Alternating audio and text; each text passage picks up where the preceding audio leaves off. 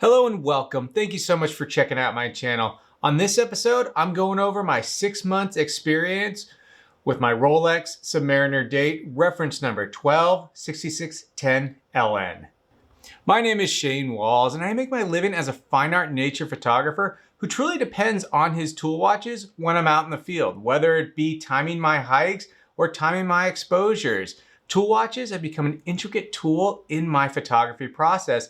And this channel is about my amateur watch collecting journey as I search for that perfect tool watch. Starting off with what I think is the most important thing in a tool watch is its accuracy. And with normal everyday use, it's about a little bit over a second fast a day, which is great. And what I mean by normal use is I wear it during the day and put it away at night.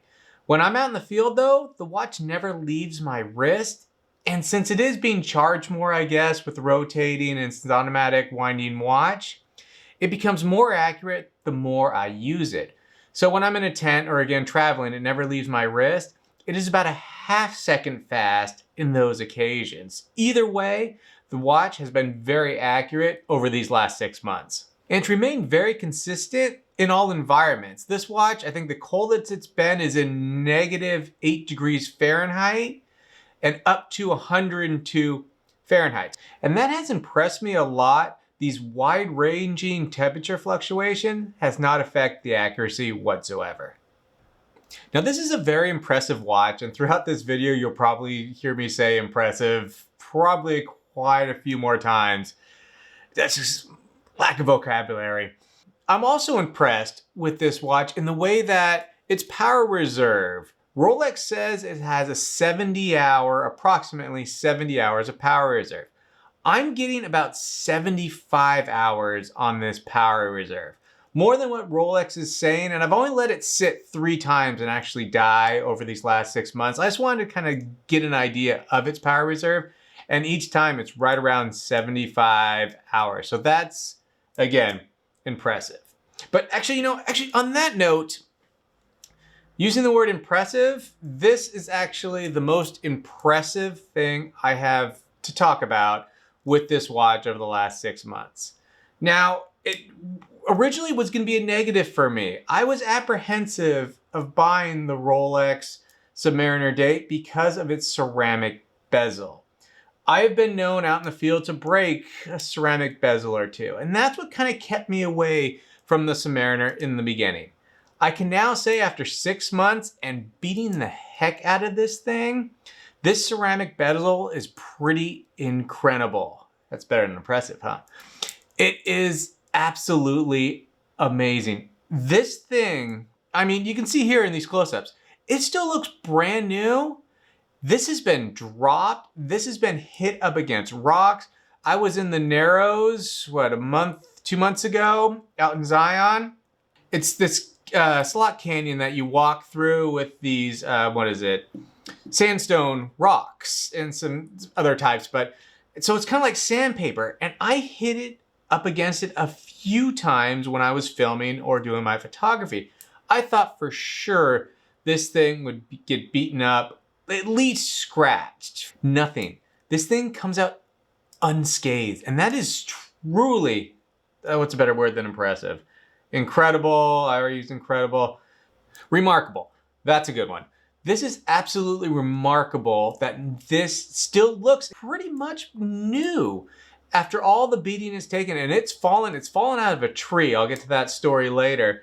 But the only really part you're getting the scratches is on the bracelet, on the clasp here, and a little bit on the polished sides. But this bezel, and I use this bezel, I turn it every day. It still sounds great, as you can see.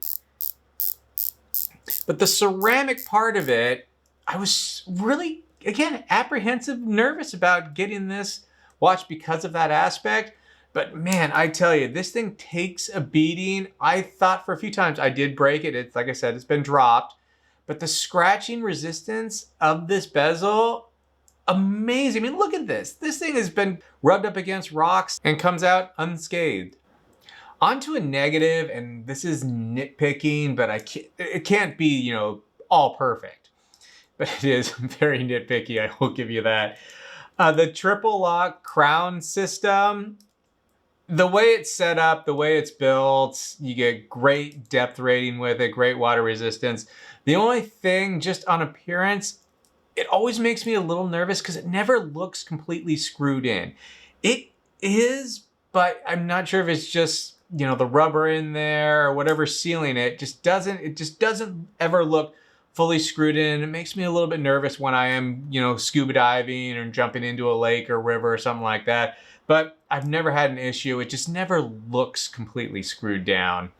Talking about water resistance, from my personal use, I've only had this about 15 meters deep. That's the deepest I've been. Obviously, there's no problem with it at that depth. It can go a lot deeper than that.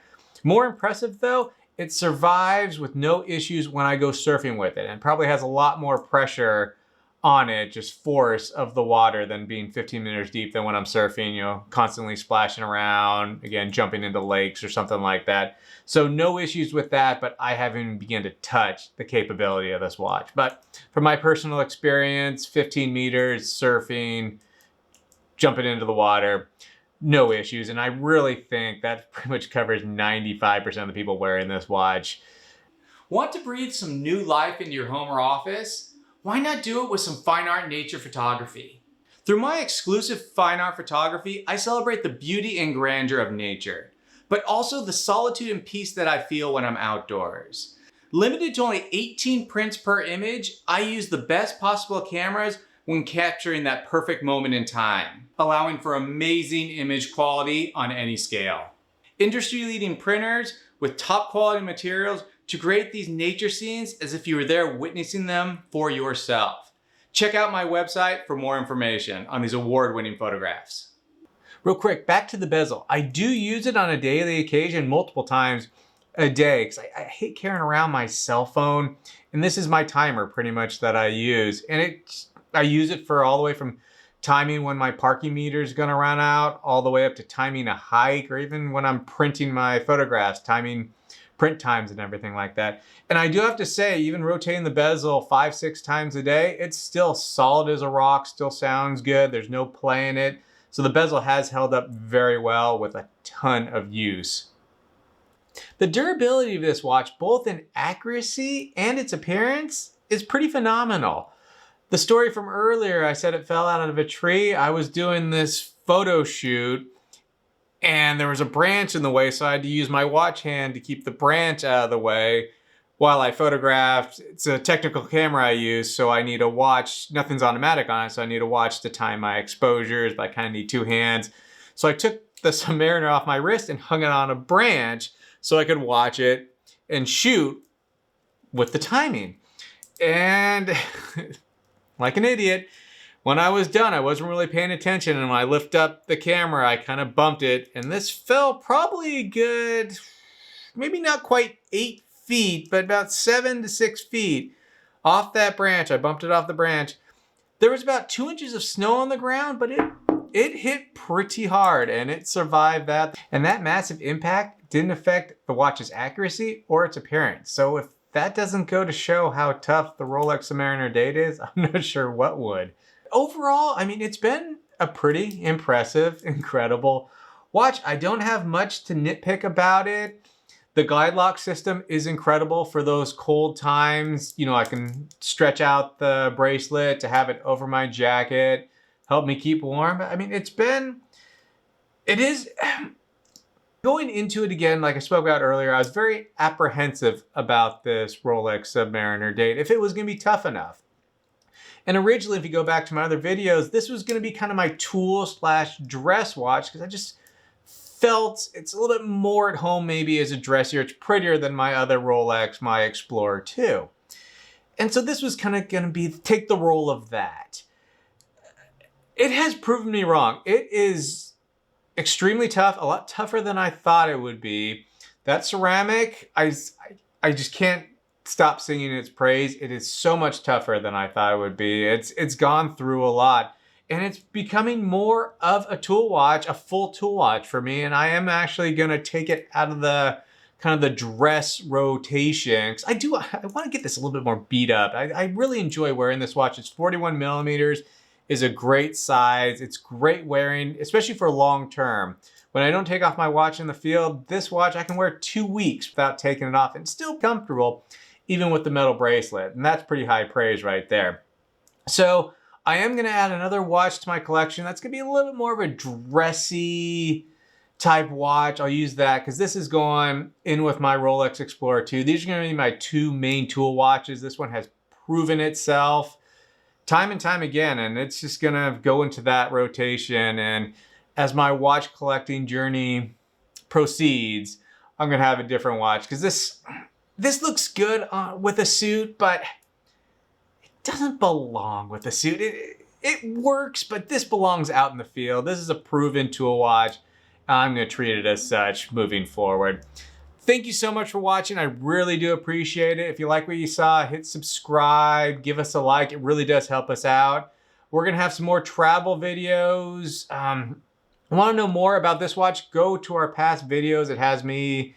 We have some videos of me and Zion. It has it, out in Canyonlands, actually out in location, so you'll get a little bit better feel what I was talking about in this video. But yeah, continue following. We'll have some, I don't know what our next adventure is just yet. Is it Death Valley? It'll be something fun and interesting. Oh, and I almost forgot. This summer, I'll be exhibiting my artwork at the world-renowned Festival of Arts Pageant of the Masters in Laguna Beach, California. And this summer, I think it's running from July 3rd through August 30th. So if you're in the area, art tickets are about $10. Come by, say hello. It's a fun event. There's live music most nights. Some of the most talented artists in California display their work here. So it's a good, fun event. I hope to see you there. Thank you again for watching. I really do appreciate it. Cheers.